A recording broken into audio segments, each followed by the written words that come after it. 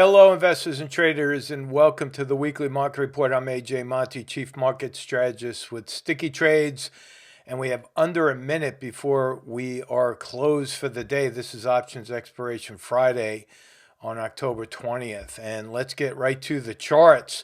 DIA, we hit our downside target right there at 334.09. That was from last week's market report. IWM, this is the only one. There we go. The market's closed. IWM is the only one that had an upside target last week. That upside target was hit at 170, 172.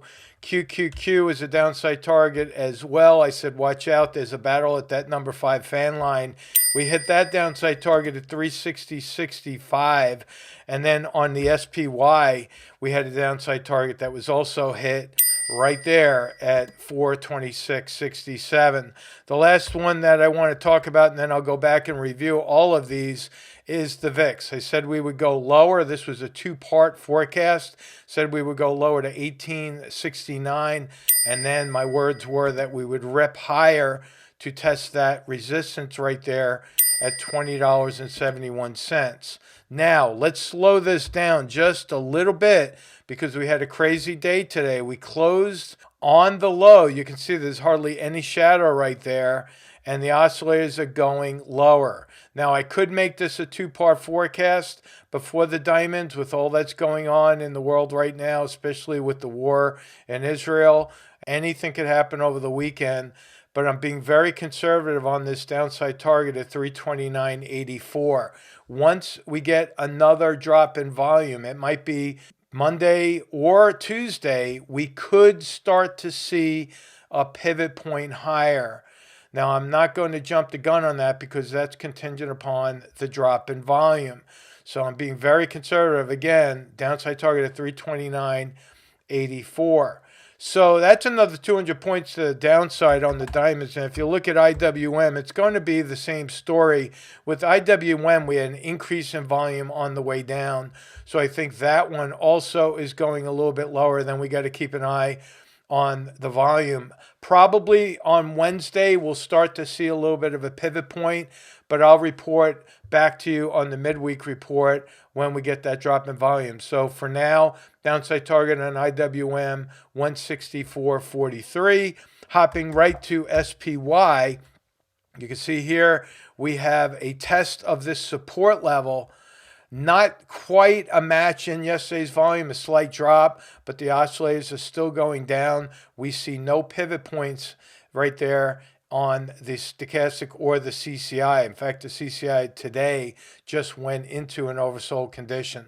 So I think we're going to slightly breach that downside support level right here on SPY at 418.18. And one point to note is that the SPX, which is the S&P 500 index, it closed today very slightly, but still significantly below the 200-day simple moving average, right? So that is significant because a lot of the program selling could come in early next week. So again, to reiterate, downside target on SPY 418.18. Now the VIX, this is very interesting. I think the VIX will pull back. This is going to be one of those odd type of forecasts where I think the VIX could pull back with the S&P dropping. Now, that's again an unusual forecast, but the reason I say that is because we have that little red body candle known as a hanging man that could cause the VIX to drop. So I'm going to go lower with the VIX and then off to a new high later in the week. Very similar to what we had here this week, where I forecasted the drop in the VIX before the move higher. Now, before I get into the geopolitical news, let me just say this, that there are imposters out there scamming people, especially those who are following me on social media. And I have to put the warning out because a couple of people were taken in the scam and sent money over. Now, I have to caution you, we do not take money over the internet or through the social media. If you want to subscribe to one of our services, you have to go through our website. That's it. We have no other way of transferring money. And this is what it looks like. The scammers are going out there posing as me with my picture and everything about that, even showing the option oracle. And people are communicating with these folks through instant messaging. Now, one of our followers, Nancy, I'll protect her identity by using first name only, saw that something was up, started to communicate with this scammer, and then decided to, you know what, this isn't AJ, let me back out of here.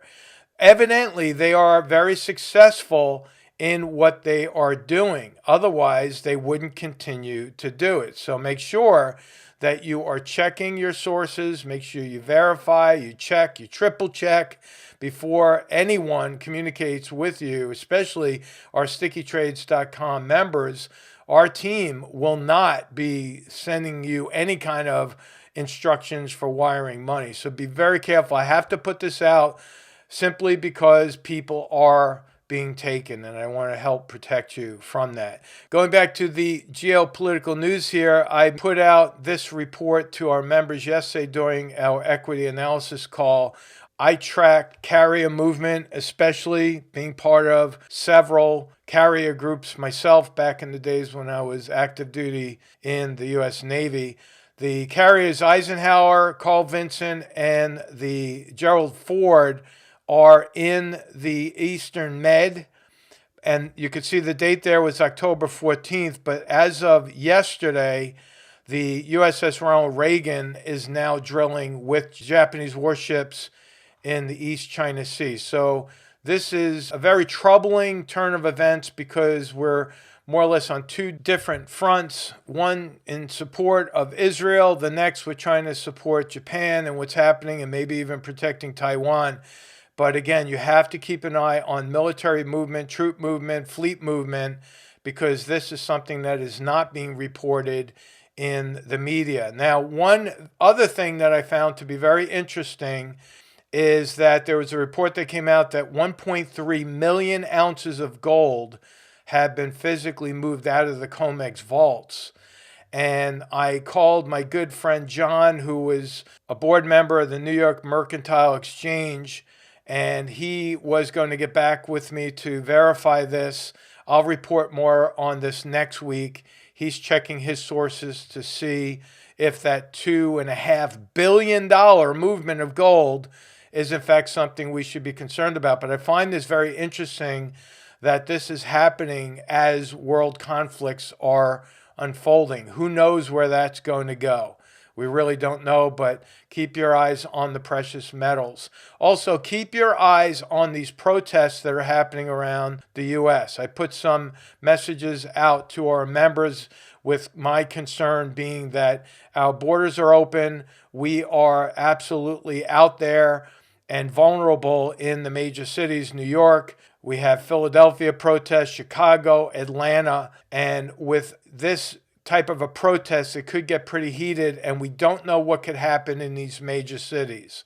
If something breaks out and it becomes very violent, and I'm playing this out because as a military person, I am very mindful of what happens here in the U.S., especially with national security.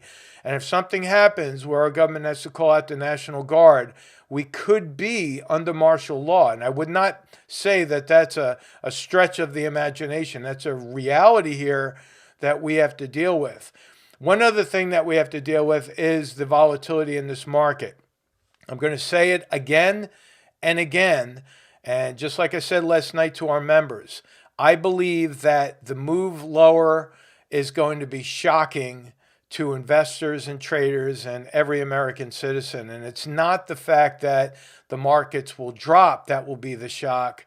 But as I said last night to our members, I believe it will be event-driven, and that's why we have to keep an eye on the news. And the event, whatever that may be, I have no idea what that could be, but I think there will be a shock event occurring within the next 60 to 90 days. I know I'm sticking my neck out by putting a forecast like that out there, but I do believe that something could happen, especially around the holiday season, that could be the trigger that shocks the markets lower.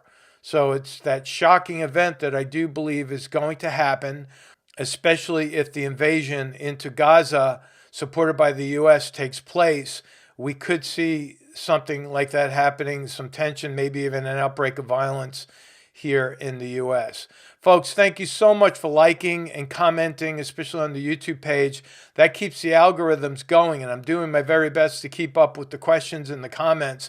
But we have a lot of good things coming down the pipeline here at stickytrades.com. And next week, members only now, you will be able to submit questions to me into the database, and I will be answering your questions directly, especially those questions that pertain to our positions. We are doing very well. Our option trades are doing extremely well in this market as we're geared up with put spreads and negative delta positions. So thank you so much for watching, liking, subscribing, hitting that notification bell, and I'll talk to you on the midweek report. So long.